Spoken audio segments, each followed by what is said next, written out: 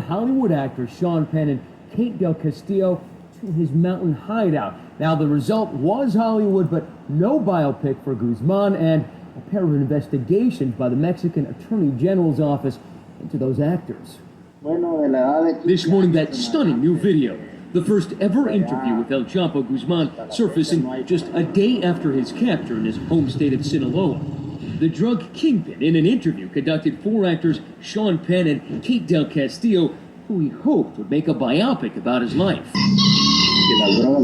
Filmed on a remote ranch with squatted chickens, the man credited with thousands of deaths and shipping a quarter of the narcotics into the U.S., saying, "All I do is defend myself." Para la señorita Kate Del Castillo y el señor Sean Penn. In an accompanying Rolling Stone article with that proof of interview picture, Penn describes the harrowing trip to the jungle to meet El-Chapo, his charm, his son's glittery watches, and the battalion of polished bodyguards around him.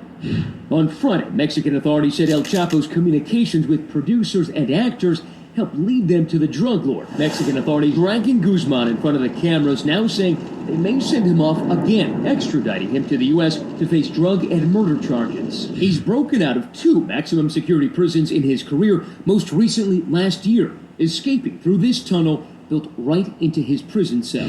This morning, we learned how close he got to escaping again, squirting out of a gun battle at this house where 5 of his men were killed into the sewers.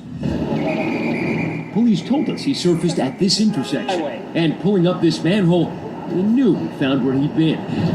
The 2 of them allegedly dropped out of this manhole. You can peel it back, and if you look inside, you can see that M4 with the rocket launcher. Now, they left that inside, scampered out here, carjacked a vehicle, and drove towards the highway. The Mexican authorities finally catching El-Chapo and his lieutenant on this gravel road. They came here because it was the closest protected area to where El-Chapo was arrested, about 200 yards that way. This suite is one of the furthest in the back, and they brought him inside. This is where they got his identity. They sat him down on this bed.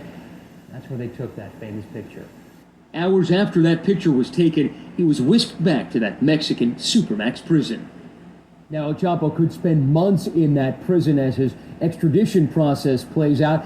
But you could say that the Mexican authorities should be grateful to Sean Penn. After all those clandestine messages in that 7-hour tequila-fueled interview did lead them to the shootout at this house and eventually El-Chapo's capture. Dan?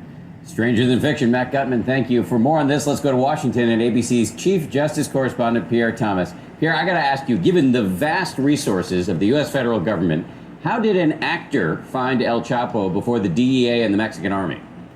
Well, Dan, I got one word for you: ego. Apparently, El-Chapo wanted to be interviewed. He wanted his life story told, and that played a key role in Sean Penn being able to get this interview. So the primary person responsible here for this interview is El-Chapo. You can't make this stuff up. Exactly right. So let me ask you about Sean Penn, though. Could he be in any legal trouble for not alerting authorities to the whereabouts of El-Chapo?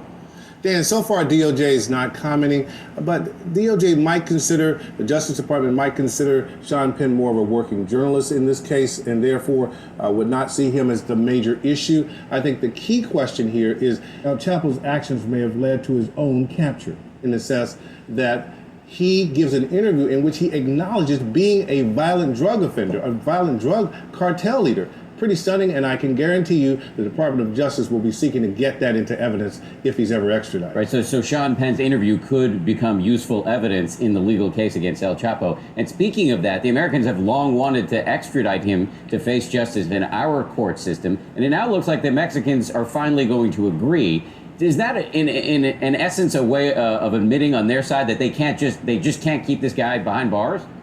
Well, you know, it's unclear, but they may have decided that keeping him in jail is difficult.